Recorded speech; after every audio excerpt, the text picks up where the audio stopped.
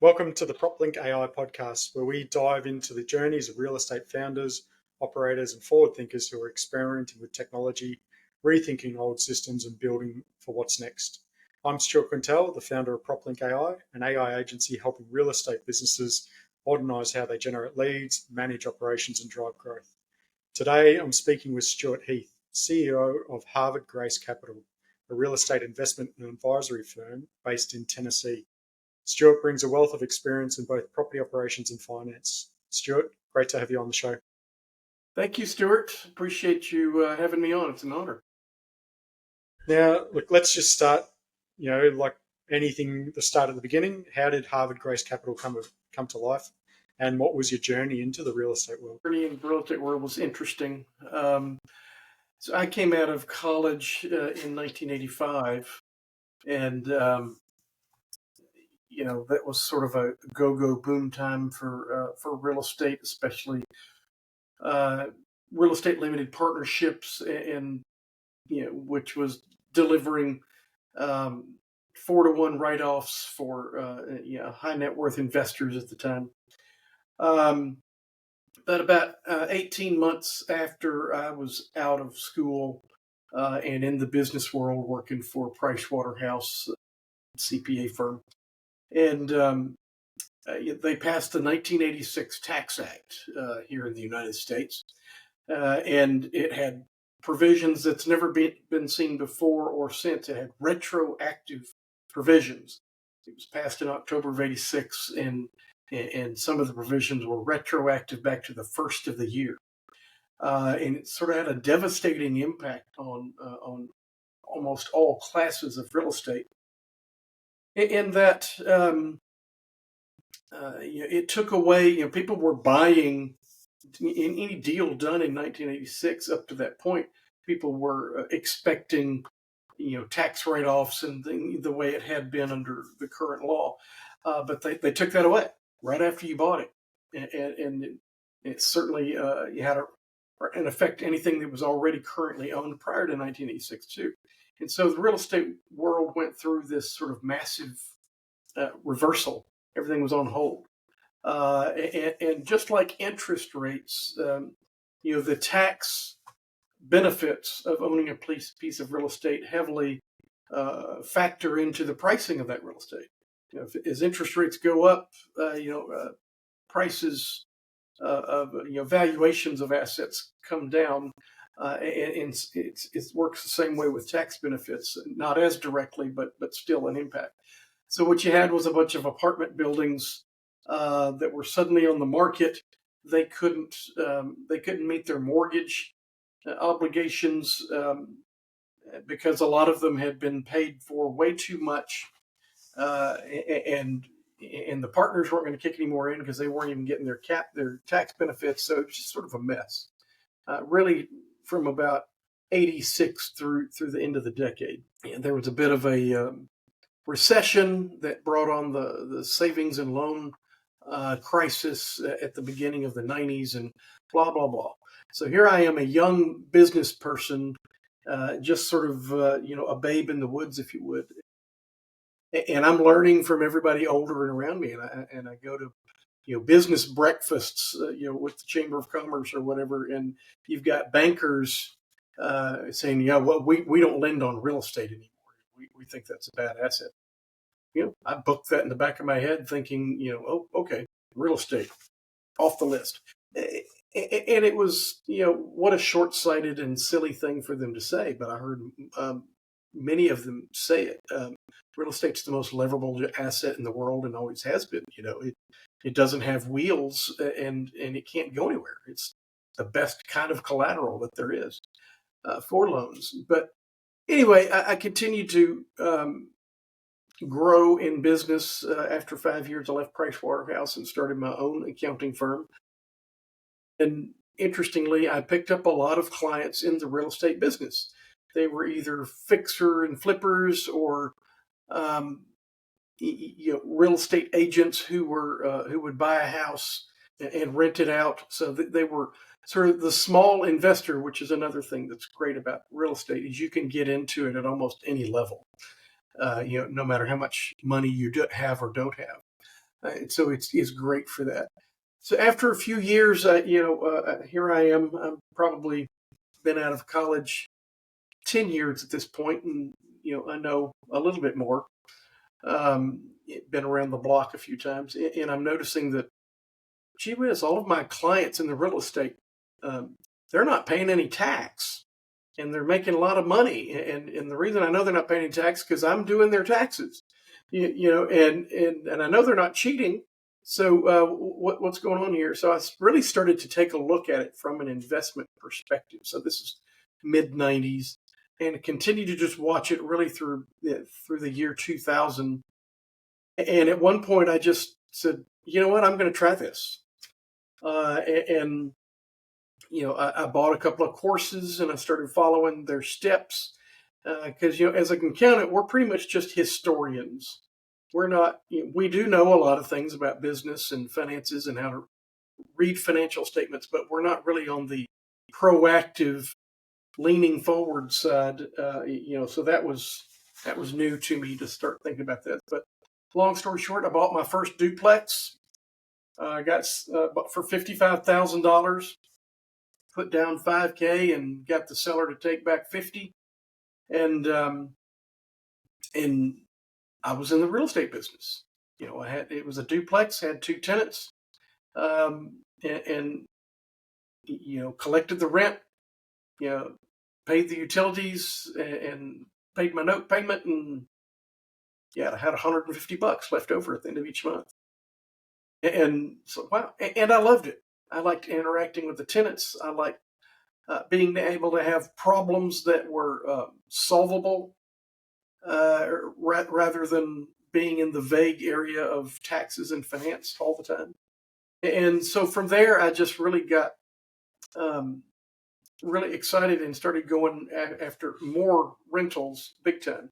I tried a fix and flip one time. I wasn't fast enough. I had trouble getting people to work on the property. I finally sold it about a year later, and I figured I made $1 an hour, on doing it. So I never did that again. But I did accumulate many rentals along the way from 2000 to 2007.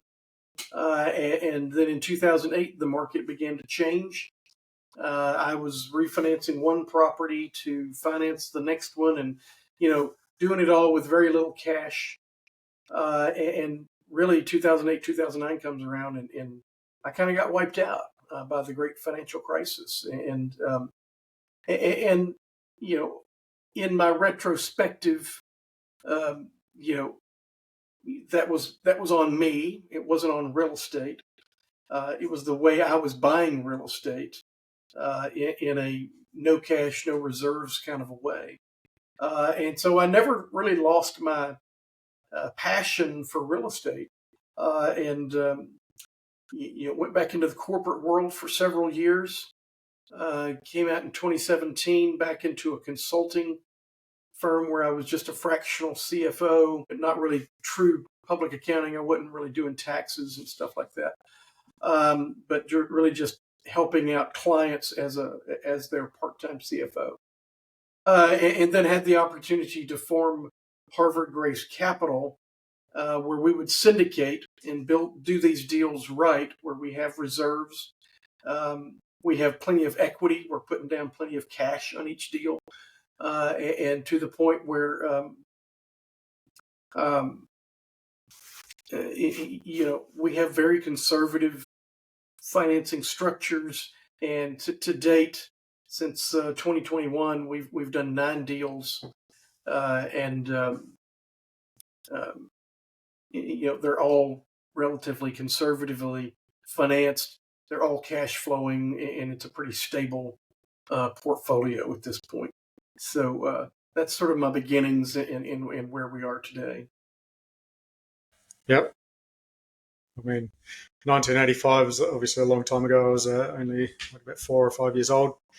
I definitely, sorry. I definitely remember. I mean, the GFC came through Australia, and that's actually when I entered into the property market with my now wife.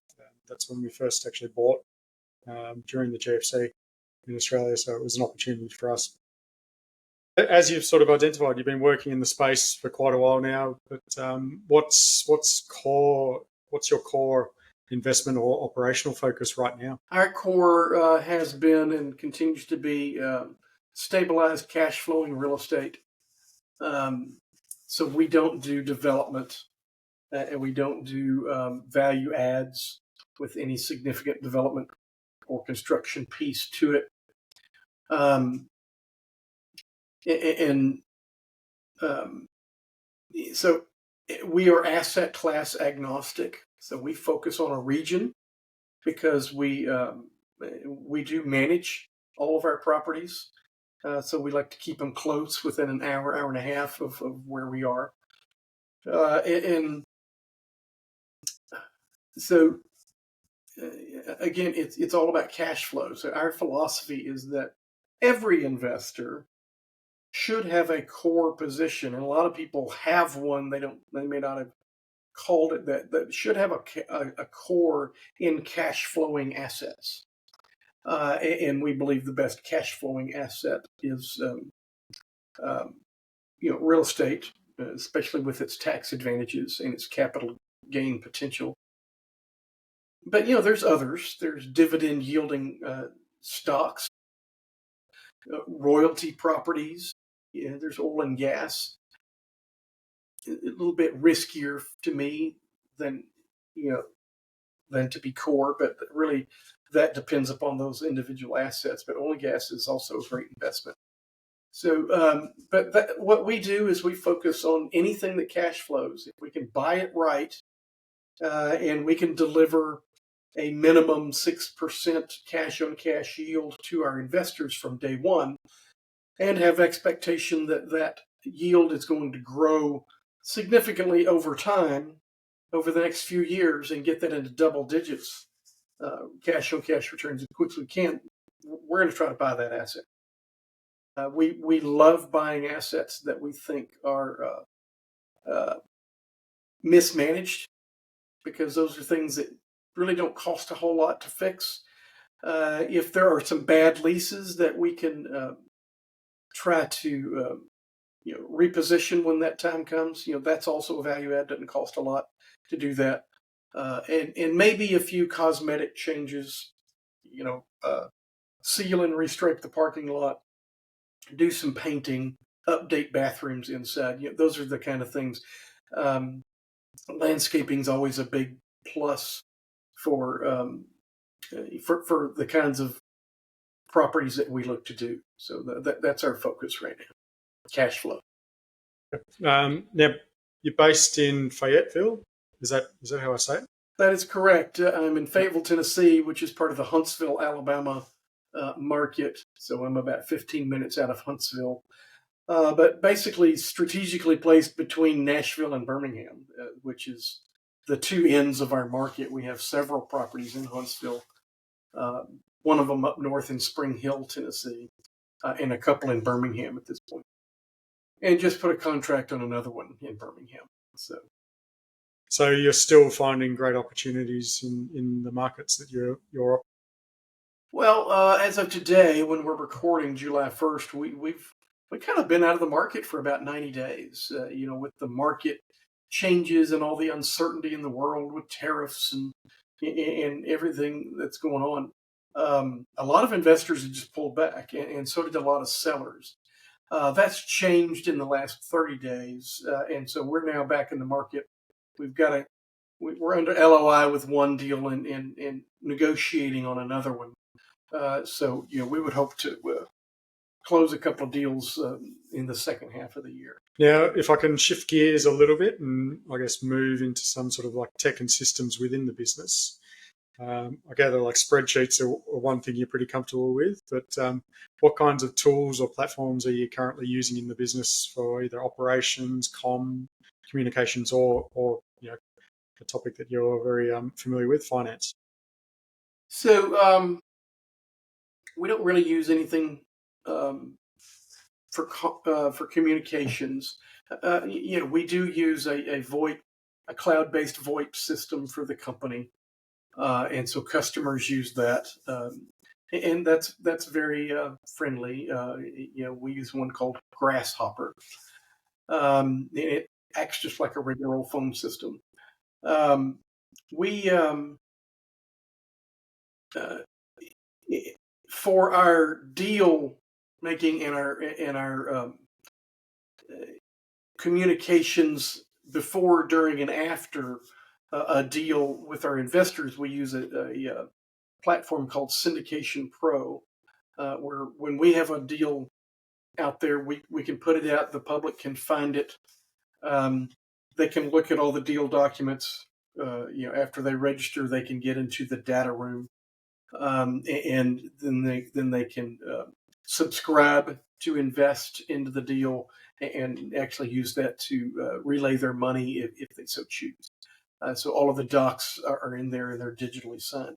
After the deal is closed, we communicate to the investors through that platform. We put out our monthly updates through that platform. So there are a number of those out there, but Syndication Pro is the one we've been using for several years now, and they keep improving that platform. So we're pleased with that one.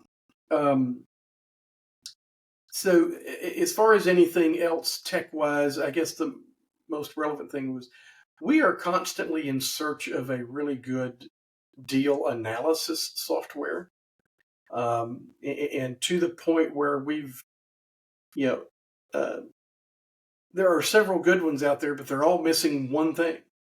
I don't know why nobody can't do the complete package, but it's to the point where one of my partners is actually having one written right now. I haven't really tested it yet, but so that's a piece of tech that where we can speedily underwrite a deal without using our spreadsheets, because that's how we do it now. Which we've got sort of a little one pager. We'll run things through before, to determine if it's something we want to pursue. And then if we are pursuing it, then we have a much more robust model that we create. But would love to have a sort of an all-inclusive type model, piece of software that would include lease analysis and all of the above. Now, I think like we spoke earlier prior to this recording, that you mentioned you're experimenting with some AI tools, writing a book. Yeah.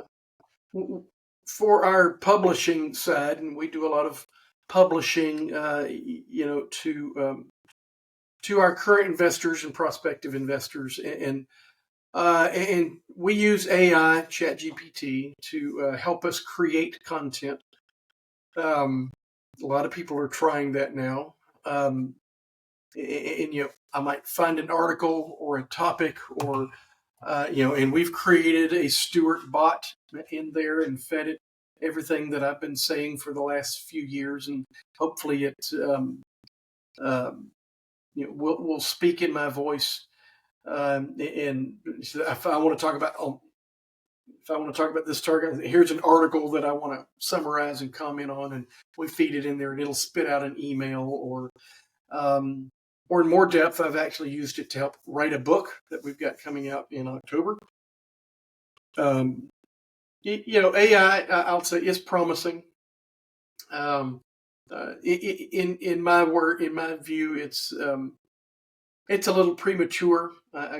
Some of it is so silly. I can hardly believe they've put it out as a product at this point. And just a funny aside, I had it. This is about 3 weeks ago. I had it analyzing an article that I wanted to do a weekly email on, and I had to get into an argument with ChatGPT as who's the sitting president of the United States. And the article contained a quote from President Trump, and it kept referring to him as former President Trump. And then I said, no, he's the current president.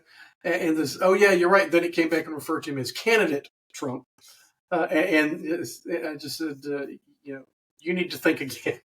Here I am in a argument with a computer, and I mean, and you see some of these things, some of the things that it does are just like, what? They're just so unexpected, and So anyway, I know I got some friends that are just so into this, and and they can make it do amazing things. And so they know how to talk to it to avoid some of these things. But anyway, I'm not as impressed as they are.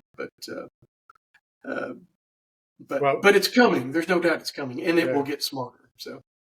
So speaking of things coming, I guess now, like looking ahead, 6 to 12 months, you sort of mentioned that you're looking at the deal analysis, trying to get something that can do proper deal analysis.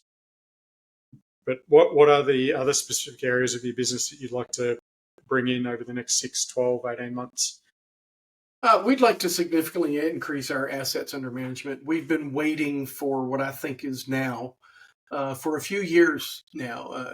Most people have probably read articles about the debt wall, all of the commercial real estate mortgages that have been extended. Some of them even converted to interest only because of the high interest rate run up. And so we fully expect a lot of properties to be put on the market because they can't afford to refinance. So we think the next 18 months to 2 years will be a generational opportunity of buying great assets at great prices. Probably the last one in my lifetime. They come about every 20 years. And so we really intend to scoop up as much property as we possibly can under our same investment thesis of being cash flowing, stabilized properties. And stabilization has a whole lot to do with the price you buy it at, as much as anything else. So that's really our focus. We are at the very beginning stages of putting together a fund, which we expect to launch at the beginning of 2026, which would help accelerate our efforts to acquire properties faster. And so those are our two major initiatives in growing our assets under management. So we're currently about 50 million assets under management. By the end or 18 months from now, we'd like to be at 100 million assets under management. So double our size. Oh, yeah. Okay. Do you think, like with the current systems and tools, you can expand that quickly, double in size in 12, 18 months? Yeah, would love to be able to do it with tools. There'll have to be some increased body count as well. I'll probably have to hire an underwriter and some investor relations help, because we'll need a lot more and new investors to expand the pool that way. A lot of investors in my world have been burned because of other deals that they've been in, and it may or may not be the sponsor's fault. If you're in a development deal and you got a floating rate mortgage, I mean, who expected interest rates to go up 5.5 points in less than a year? Nobody. And nobody underwrote that. Even if they stress test it, they didn't do that. And so I don't really blame the sponsors for that. And other deals, they've suspended distributions, or they've made capital calls and things of that nature. And some of them are just kind of a mess. And so a lot of people have lost their taste for passive investment in real estate. And we've had none of that. I'm not saying that all of our properties work perfectly. We try to eliminate all risks except vacancy risk, and we've had a couple of vacancies, primarily at one property, but we're still distributing on that property, but less than we expected because tenants moved out or went out of business. So it's not riskless business, but overall, I think real estate's still the most superior asset class around. But investment does involve a level of risk. We all know that. Even buying a CD involves a level of risk. Just ask anyone that had one at Silicon Valley Bank a year or so ago. So anyway, that's what's on our agenda. And yes, we're actively looking for tools and systems that we can deploy to keep our head count to a minimum. Yep. Okay. Now, one thing, like if you could solve one thing in your business, one problem, or and you could do that one thing, what would that one thing be? Well, I'm a CPA who's been forced into becoming a marketer. And if I could solve one thing, it would be um, filling our funnel, if you would, with more prospects than we can actually handle. So we've got all kinds of systems. If you join our mailing list, we've got a nurture and care email series that hopefully leads you to want to have a phone call with us, and offering you resources, that we think are helpful to investors. And right now our problem is getting enough people in the top of that funnel for that to happen. I would like my calendar to be overwhelmed with new prospective investors to talk to. Right now that's just been a slow process. Well, Stuart, this has been a really great conversation. Like your decades of experience shows, and I can see you still have quite a bit of passion for both, the finance perspective, but also bringing that into the investment, into the property investment space. And you can sort of tell that you know what you're doing, but also you're passionate about it. I appreciate you joining me and willing to explore the space, and answering all my questions. Now, Thank you for having me. before we wrap, where can people find you or learn more about Harvard Grace Capital? Best place to learn about me or contact me is our website, harvardgrace.com. You can also find me on LinkedIn, and you can reach out to me then. But the best place is our website. You can find my Calendly link there, and book some time, and I'll talk to anybody about real estate almost any time. And to my listeners, or to our listeners, if you're in real estate business looking to modernize your marketing and sales systems to reduce lead wastage or experiment with AI workflows that actually work, check out what we're building at PropLinq AI. Thanks for listening, and we'll catch you on the next episode.